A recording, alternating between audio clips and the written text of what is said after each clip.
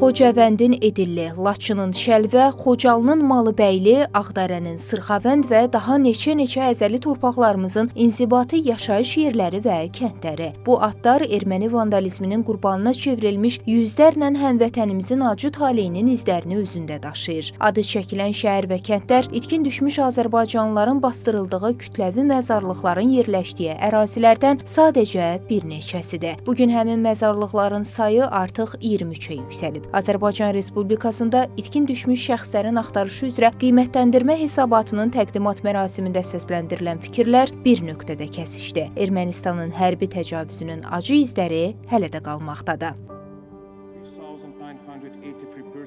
Dövlət Komissiyasında Ermənistanın Azərbaycana qarşı hərbi təcavüzü nəticəsində 3983 nəfər itkin düşmüş şəxs kimi qeydiyyata alınıb. Onlardan 3977 nəfəri 20-ci əsrin 90-cı illərində, yəni 1-ci Qarabağ müharibəsində, 6 nəfəri isə 2020-ci ildə baş vermiş 44 günlük Vətən müharibəsində itkin düşüb. İtkin düşmüş 3983 nəfərdən 3209-u hərbçi, 774-ü isə mülki şəxslərdir.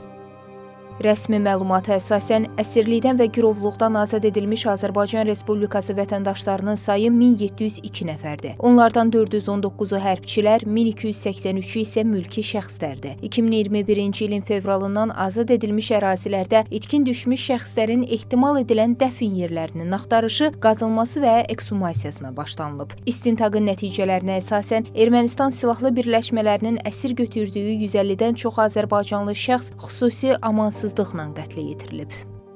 Məlumat üçün bildirirəm ki, 1988-ci ildən etibarən Ermənistanın Azərbaycana qarşı irəli sürdüyü əsassız ərazi iddiaları və həyata keçirdiyi işğal faktı ilə əlaqədə bağlı ölkəmiz silahlı münaqişəyə cəlb edilmiş və bunun nəticəsində geniş miqyaslı humanitar fəlakətlə üzləşmişdir.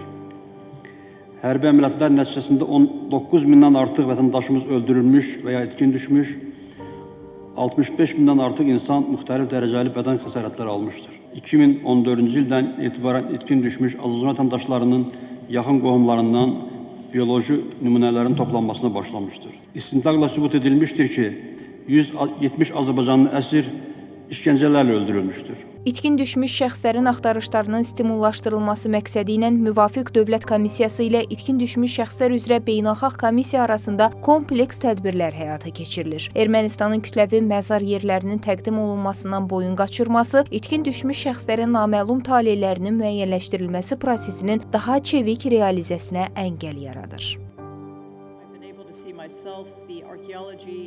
Arxeologiya və antropologiya bölməsində işlərin aparılmasının canlı şahidi oldum.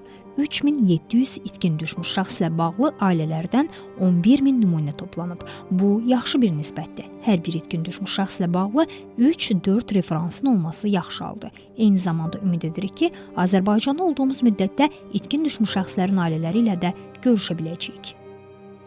Ermənistanın hərbi cinayətləri mina terroru fonunda hələ də davam etməkdədir. Təkcə 2-ci Qarabağ müharibəsi bitdiyi gündən sonra 384 mina partlayışı qeydə alınıb ki, nəticədə 70 nəfər həyatını itirib, 314 nəfər isə müxtəlif dərəcəli bədən xəsarətləri alıb. Bu fakt bir daha Ermənistanın mina xəritələrini təqdim etməməsi məsələsini gündəmə gətirir. Qeyd edək ki, minaların yerləşdirildiyi ərazilərin əks olunduğu xəritələr və kütləvi məzarlıqların düzgün koordinatlarının təqdim olunmaması cari dövr və perspektiv üçün rəsmi İrəvanın mövqeyi, eləcə də sabitliyə dair fikirlərini ciddi şübhə altına alır. Zeynəb Mirzəyeva, İsa Məmmədov, Real.